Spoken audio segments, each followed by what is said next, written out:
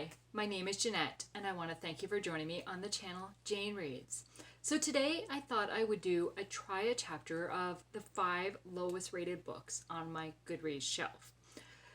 Basically, I came up with this idea because when I did my November TBR wheel spin, lowest rated came up twice. And then when I found out kind of what the books were, it was like, am I still interested in those books? Like, maybe it's time to reevaluate and look at my owned TBR and see if I really want to keep some of those books on my list. So I thought, well, what better way to review some of them is to try the first chapter of them and see, do they pique my interest? Am I interested in keeping reading? Now, this could be very dangerous for me because if I really enjoy that first chapter, I most likely will want to continue on that book. And the 5 that I'm reading today are not books that are on my November TBR.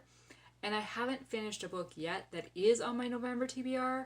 So this, if I want to keep reading, it means I'm adding a book to my November. And I feel I have to finish the 6 books that are on my November TBR first before I add any other books.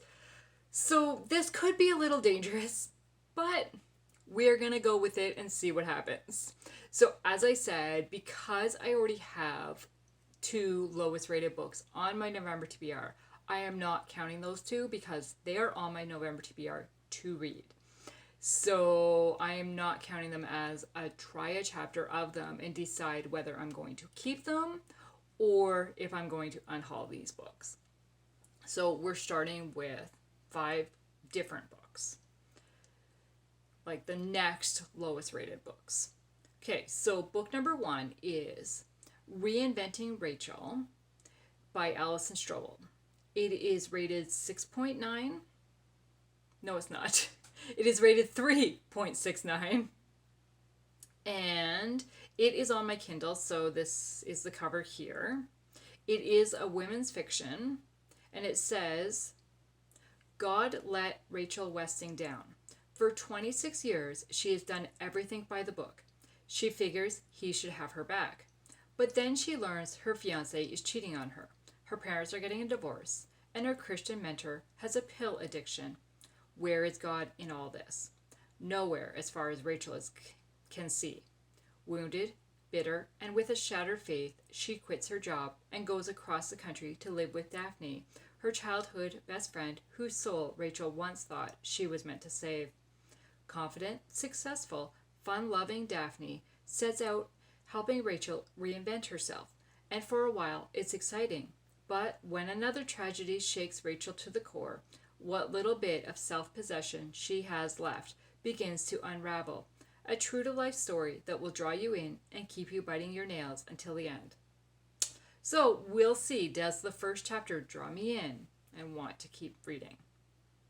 So then book number 2 is going to be Legacy of Lies by Jill Elizabeth Nelson. So I have this one in physical. This is a romantic suspense. It came out in September 2010. I had read this one before, but it's on my list because I read it before I had Goodreads. And I want to get all the books on my physical read list, either on Goodreads or unhaul them. I want all these books to be ones that I have enjoyed and that I have rated on Goodreads. So as I said, it is a suspense, and it says, secrets buried deep. Evidence from a decades-old murder is the last thing Nicole Keller Madsen expected to find in her grandmother's backyard. The finger-pointing and accusations aimed at her family were easier to predict. Everyone in Allendale is eager to blame the Kellers, but after an attack leaves Nicole's grandmother in a coma, only Nicole can clear the family name. With the assistance of Police Chief Rich Hendricks, she stands a chance of solving the mystery, if she's willing to accept Rick's help. Nicole lost her husband in the line of duty. Trusting another cop is too painful, but not trusting Rich could be deadly. So, we'll see. This one is rated 3.7. So, then the next one is Love Finds You in New Orleans, Louisiana by Christa Allan. This one is rated 3.71. It is a historical fiction, and it says, and I'm going to guess it's set in New Orleans. Just a guess there, right? Okay. So it says it's 1841. Ever since her parents died of yellow fever when she was a child, Charlotte has lived with her grandparents, who rarely speak of their son and his wife. They are on the verge of negotiating a marriage contract with a suitor, a man Charlotte loathes, when they discover that she enjoys the company of Gabriel Gerard, a young Creole man. Charlotte's future hangs in the balance of her grandparents consider whether to stop keeping secrets and reveal the truth that they've known since before her birth, a truth that will make the difference between a life of obligation and a life of choice for Charlotte. So, we'll see. Then, book number 4 is A Fool and His Monet by Sandra Orchard. This one is rated 3.74, and I have this one on my Kindle, so we'll put a picture in here. This is a mystery. It is book number 1 of the Serena Jones mystery series. And it says, Serena Jones has a passion for recovering lost and stolen art, one that's surpassed only by her zeal to uncover the truth about the art thief who murdered her grandfather.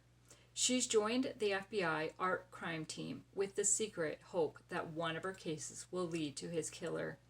Now, despite her mother's pleas to do something safer, like get married, Serena's learning how to go undercover to catch thieves and black market traders. When a local museum discovers an irreplaceable Monet has gone missing, Jones leaps into action. The clues point in different directions, and her boss orders her to cease investigating her most promising suspect. But determined to solve the case and perhaps discover another clue in her grandfather's murder, she pushes ahead regardless of the danger.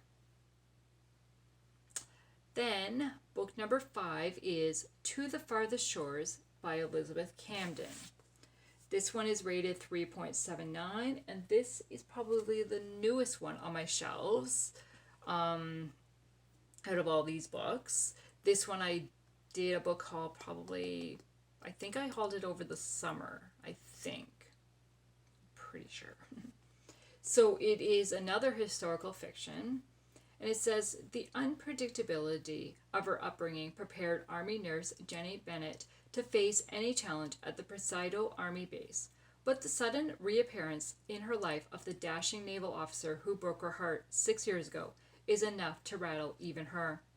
Lieutenant Ryan Gallagher is one of the few men in the world qualified to carry out a daring government mission overseas, an assignment that destroyed his reputation and broke the heart of the only woman he ever loved. Honor-bound never to reveal where he was during those years, he can't tell Jenny the truth, or it will endanger an ongoing mission and put thousands of lives at risk. Ryan thinks he may have finally found a solution to his impossible situation, but he needs Jenny's help. While her loyalty to her country compels her to agree, she was too badly hurt to fall for Ryan again, despite his determination to win her back. When an unknown threat from Ryan's past puts everything at risk, including his life, can they overcome the seemingly insurmountable odds stacked against them in time? Okay, that back cover sounds intriguing. But will Chapter 1 hold my attention and want me to move this further up my list to read? We'll see. So those are the 5 books that I'm going to read. So I am going to start with Reinventing Rachel, and I'm going to read Chapter 1, and then I will check back in. Okay, so I read Chapter 1 of Reinventing Rachel, and I'm not sure what I think so far. So basically, Rachel is a youth leader at her church, from what I gather, who is working on an application to go into seminary to become a full-time youth leader, I think. As I said, I'm not 100% sure what's going on. There was 5 different scenes in just the first chapter alone, or 5 different scenes, I guess. She is also engaged to be married. At the beginning, they hadn't set a date yet. They've been engaged for 3 months and haven't set a date. By the end of the chapter, they have set a date. She also finds out that her mentor, who she was going to turn to for some advice about a problem she was having with one of the girls, but she finds out that her mentor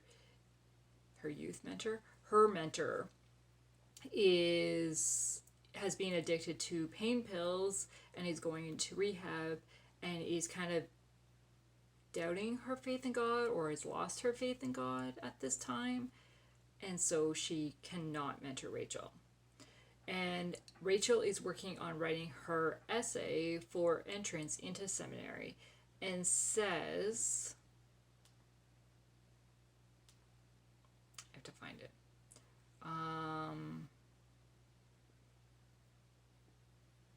She was supposed to write about her faith and when she had become a Christian, the highs and low points of her relationship with God.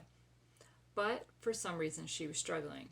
I'd been a Christian all my life, and it's always been great. Didn't strike her as master's level writing. Church had been her second home since birth, and her life had always been blessed. A loving family, a happy childhood, health and financial stability, with a handful of life's unavoidable disappointments and sad moments, but no tragedies or life-altering events. Those without a belief in God might have called it charmed, but she knew better. Obedience and faith had their rewards.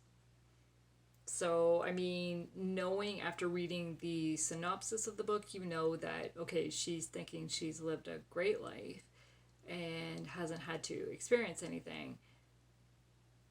But from the synopsis, it's her world is going to start falling apart as she knows it. So, I'm not sure. I'm not that intrigued at the moment. I don't know. She comes across a little judgmental right now, and kind of, if you're not doing this, then that's why. So, we'll see. I don't know. Okay, so that is the first book. Then book 2 was Legacy of Lives. So I'm going to read the first chapter of this, and then I will check back in. Okay, so I just read chapter 1 of this. Now, this is kind of what I suspected. I am intrigued and want to know and want to keep reading. Okay, so basically, Nicole has lost her husband 6 months ago and has moved in with her grandmother, Jan, who is 75 and lost her husband a few years ago.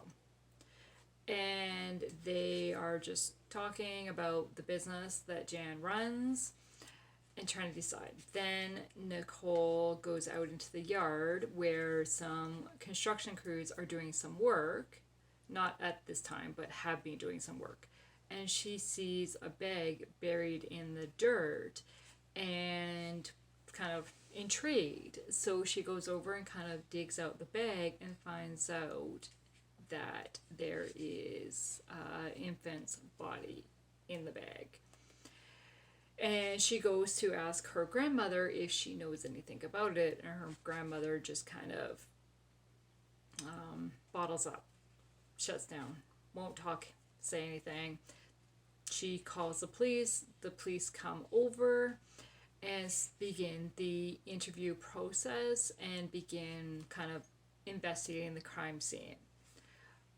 But the police chief makes the comment after, like, to himself, not to them, that this little suburb hasn't had a mystery this big since Simon Allen's infant son was kidnapped in 1957 and never recovered. Had the child just been found? And in the Keller's backyard, no less.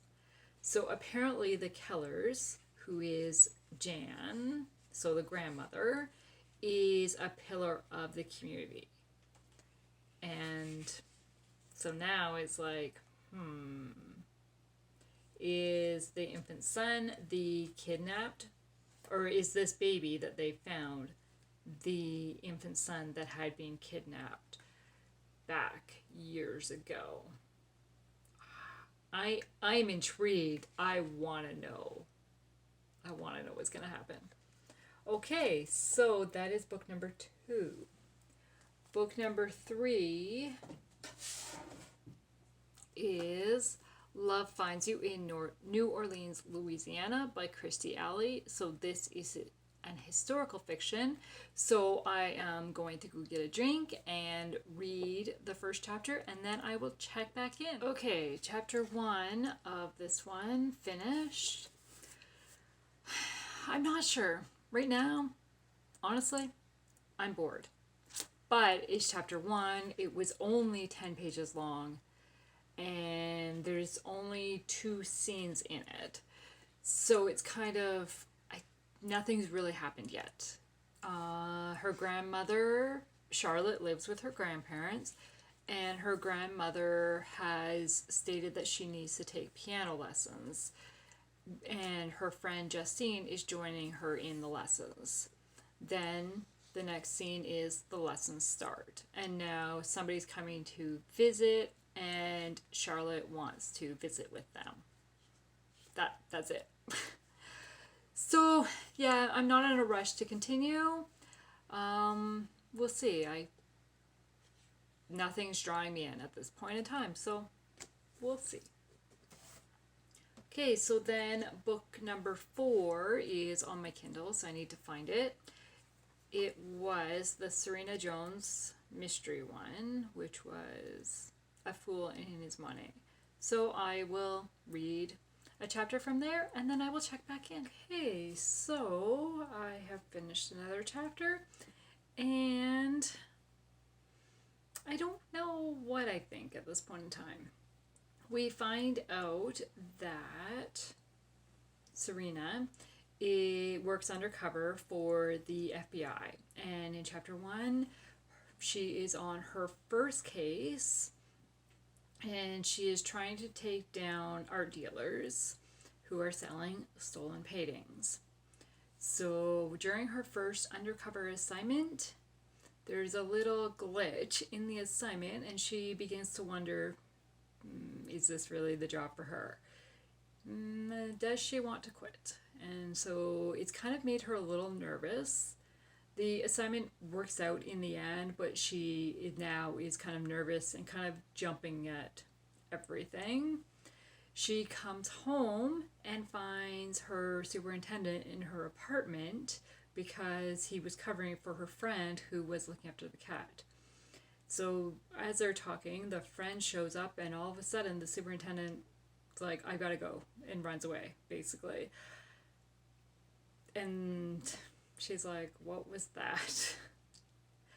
So it's kind of, there's possibly 2 different things going on. Like, there's something going on with her friend and the superintendent, maybe? I don't know. And then Serena is working as a FBI agent trying to catch art dealers, and basically she says that she went into this to figure out what happened to her grandfather. So I don't know. I'm interested, but I'm not intrigued and captured from chapter 1. So it's time to move on to the last book, which is another historical fiction. So this is To the Farthest Shores by Elizabeth Camden. So I will read. Okay, so there is a prologue and chapter 1. So I will read both, I guess, and we'll see. Okay, I have finished reading the prologue and the first chapter of this one, and let me say, I am intrigued and want to know. So in the prologue, we meet Jenny and Ryan, and Ryan has come to say goodbye because he's leaving. Jenny believes he's leaving to go fight in the war. Then at the very end of the prologue, it's about a year later from when he's left, says, and Ryan says to Jenny, or in a letter, Ryan says to Jenny, I fear I was too optimistic about our future prospects. I have been offered an important opportunity with the Navy and have accepted the commission. I will not be returning to California, but I wish you the very best with whatever your future holds. I am deeply sorry for any false expectations I may have had created during my time at Presidio. So basically Ryan is saying goodbye to Jenny. Then now chapter 1 opens and it is 6 years later. It is now 1904 and Jenny is still working on the army base, and she meets a little girl who runs up to her father, and her father turns out to be Ryan. And then the chapter ends. So what is Ryan doing back? And who is this little girl? And what is going on? I am intrigued. Okay, so out of these 5 books, I think this one right now is the one that I really want to know. It's kind of the top of my list. Then this one is going to be number 2 on my list. And number 3, I think will be